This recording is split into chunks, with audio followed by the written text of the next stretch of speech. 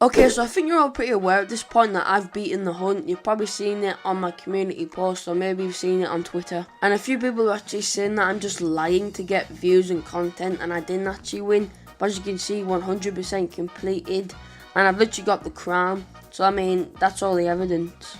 But anyways, we're not here to talk about that. We're here to talk about the event. Was it good? Was it bad? I'm going to be talking about my thoughts in this video. So yeah, let's get right into it. So the hunt officially began on March the 15th. Everyone was getting excited, everyone was getting ready. Krieg was live streaming it as usual.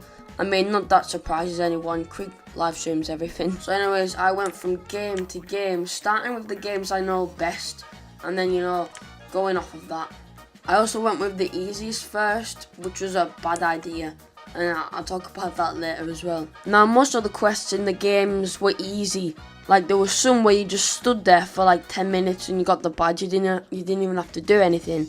There was some where you joined the game and the menu hadn't even finished loading and you got the badge. And that's not even a joke either. Cough cough, Ultimate Football. But I do like the idea of like going from one game to another, point A to point B. Like, I think that's actually a pretty smart idea. But the issue with that is that a lot of games are going to be paid to win, aren't they? Because if you did an event about joining games, well, a lot of games on Roblox are pay to win, and a lot of the pay to win games are included in this. Example, simulators. And the problem with most of the simulator games that were on here was that you had to run around or stand there, opening pets, grinding them, opening eggs, farm, and it just wasn't fun at all. And the whole point of the hunt is to go from one game to another, not be standing in a game for like 20 minutes. Like, let's use Pet Simulator for an example. I was in that game for like 40 minutes trying to get to level 20, which was impossible because most of the pets I kept on unlocking were awful. And it just wasn't fun at all. But anyways, those are like the main issues I had with the event. There was nothing really anything else bad. So now let's talk about the positive things. And can I just say, right, the Arsenal badge, the Piggy badge and the Doors badge were my favourite. They were amazing. Doors literally made a new floor just for this event. Piggy made a full new chapter just for this event. And Arsenal, wow, Arsenal's was amazing.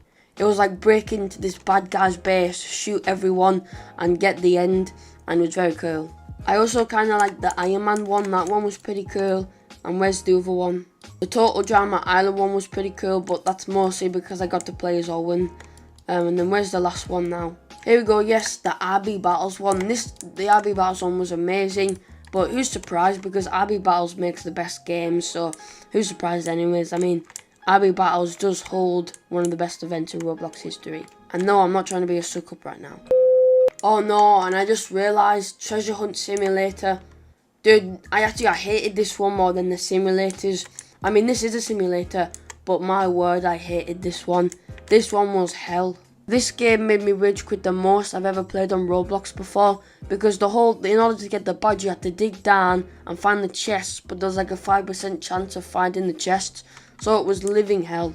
Same with this Bayside High School. Now, I mean, I like the thumbnail because it's got an anime girl on it, but this one was hell as well because it was like a rhythm game. Like, you know those Robeat style ones? Now, I'm awful at rhythm games. Like, I can beat any game on Roblox, anything, but rhythm games, I can't. I'm just terrible at them. But luckily, I managed to beat it on like my, 50th try, and that one made me rage quit a couple times as well.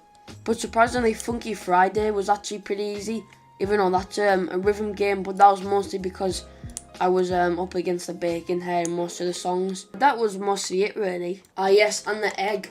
So once you get all 100 badges, you unlock the egg, and I've got that as well. Hang on. Here we go.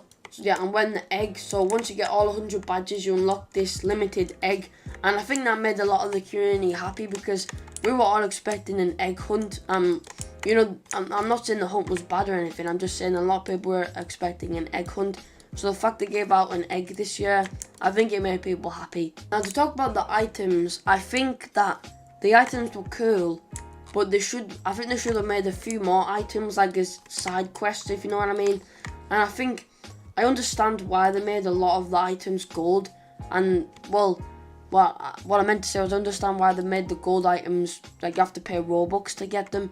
But I think you should have done a few side quests to get them instead of just having to pay Robux to get the gold versions, if that makes sense. Basically, what I'm trying to say is I think that Roblox should have done extra side quests to get the gold versions, and the same with like these limited time items. But I guess I understand that Roblox has to make money off of this event somehow. And good lord, how did someone get all 100 badges in 17 hours?